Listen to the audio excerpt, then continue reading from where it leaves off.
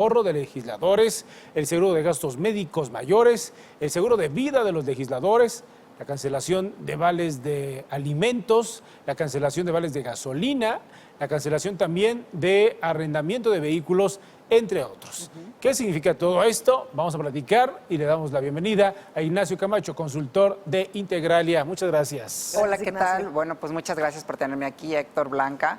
Efectivamente, se aprobó este punto de acuerdo en el Senado para hacer esta reducción y va en línea con lo que está proponiendo Andrés Manuel López Obrador en materia de austeridad.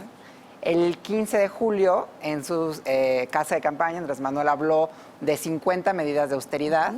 Parte de estas medidas es reducir en 50% los sueldos de los altos funcionarios públicos. Sí. Empezando con su propio sueldo, que va a bajar más de 50%, estamos hablando de 108,000 pesos, lo que estaría ganando Andrés Manuel.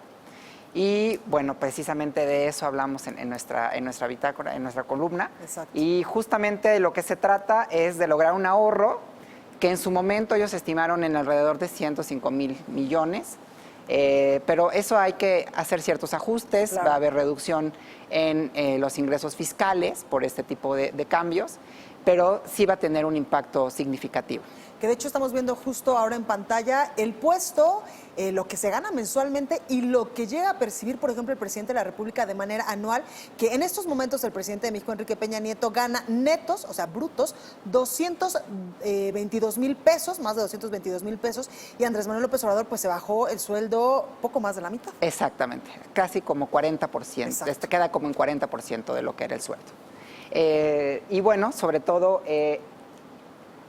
hay que tomar en cuenta que eso va a impactar a secretarios de Estado, subsecretarios, oficiales mayores, jefes de unidad, directores generales e incluso directores Porque nadie generales va a poder ganar adjuntos. más que el presidente. Así es. Y a partir de ahí, por proporcionalidad, dado que nadie debe ganar más que su superior jerárquico, van a seguir bajando los sueldos de directores de área e incluso estamos pensamos viendo. que subdirectores. Ahí también. estamos viendo algunos ejemplos. Dirección general o equivalente, dirección general adjunta o equivalente en los rangos.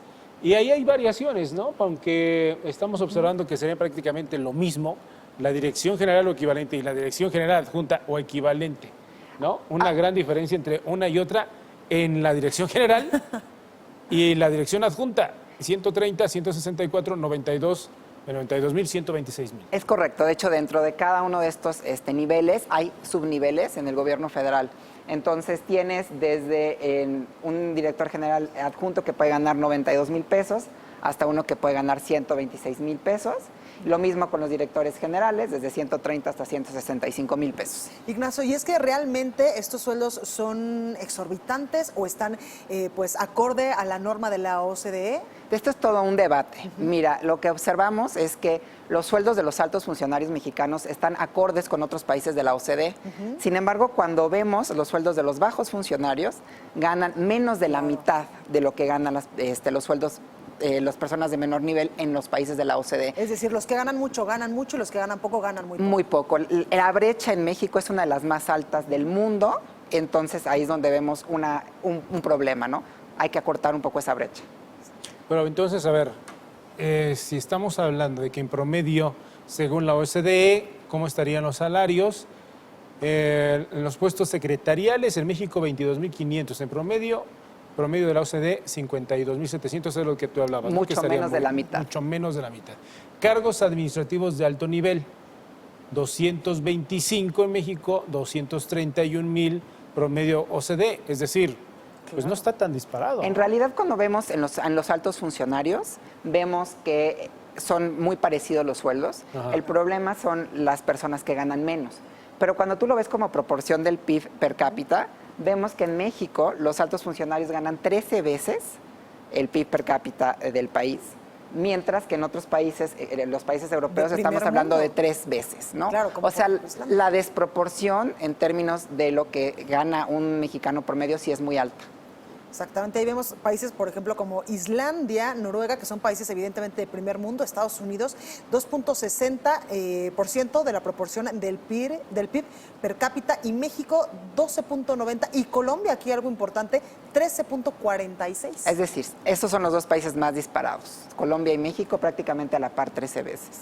Y en el caso de Colombia, ¿se sabe si es que existe esa misma desigualdad entre los más bajos y los más altos? No nos pusimos a investigar tan a fondo, pero es muy probable porque pues, tiene que ver con las condiciones que se viven en toda América Latina de altos niveles de desigualdad social. Oye, Ignacio, ¿y estos datos cambiarán con esta política de austeridad del nuevo gobierno? Sí, se va a cortar muchísimo. De hecho, eso ya se vivió en el Distrito Federal cuando Andrés Manuel fue jefe de gobierno. ¿Qué pasó? Subieron un poco los sueldos más bajos y se redujeron bastante los sueldos más altos. Y de hecho, a la fecha, todavía en la Ciudad de México se puede observar que la brecha es mucho menor, es mucho más baja que a nivel del gobierno ¿Y esto no tuvo federal. impactos negativos? Habría que hacer un análisis de fondo. En lo que yo sé del gobierno se mantuvo la estructura sin mayores problemas. Aquí hay todo un debate, ¿no? Hay hay ciertos puestos de alto nivel técnico en donde sí podemos esperar que haya una desprofesionalización, Claro. que se vayan ciertas personas.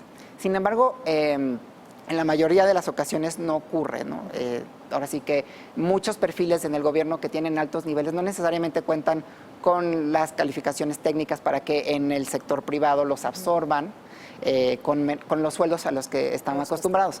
Claro. Lo que vemos aquí son los sueldos brutos. En realidad también hay que incorporar muchas cosas que reciben los funcionarios públicos que no están prestaciones que no recibe prácticamente nadie en el sector privado, que es el seguro de separación individualizado, el seguro médico privado, el seguro de vida y obviamente están además los aguinaldos que suelen ser más generosos, entre otras cosas. Muy generoso. Con eso se compensaría de una u otra manera. Aunque yo sí coincido en el tema en donde aquellos que ganan más que los demás con un puesto de dirección importante se sentirían desmotivados, se sentirían desprovechados, se irían a la iniciativa privada y más como, bueno, están ahí para hacer un trabajo en donde pues se le está pagando por lo que saben, por lo que resuelven, por lo que dirigen. Sí, claro. Sí, es posible que esto ocurra, pero la verdad es que lo que ya se ha hecho algunos estudios, se ha visto que sí están bastante bien pagados los funcionarios del gobierno, bastante más que en el sector privado, excepto para ciertos perfiles técnicos. Es decir, sí hay ciertos perfiles en el área, sobre todo financiera y energética, en donde sí es posible que esto ocurra. Una persona con alto nivel en el gobierno, pero que a lo mejor está en un área más cultural o en otros aspectos, no necesariamente va a encontrar en el sector privado un puesto donde se le pague lo que está acostumbrado a recibir o acostumbrada a recibir en el gobierno. Exactamente. Y ese es un punto importante. El sector financiero y energético puede ser que empresas transnacionales, por ejemplo, que ahora simpatizan con la reforma energética, pues vengan y absorban estos puestos. Por supuesto. De las personas totalmente calificadas a los cuales pues se les va a bajar el sueldo. Y habrá que ver si hay alguna excepción, si Claro. se establece alguna excepción para estos puestos, porque se podrían perder personas de mucha capacidad. Exacto. Ignacio, muchísimas gracias por estar con nosotros. Se los agradezco Gracias, mucho, gracias Ignacio. por la invitación. Gracias. Muy bien.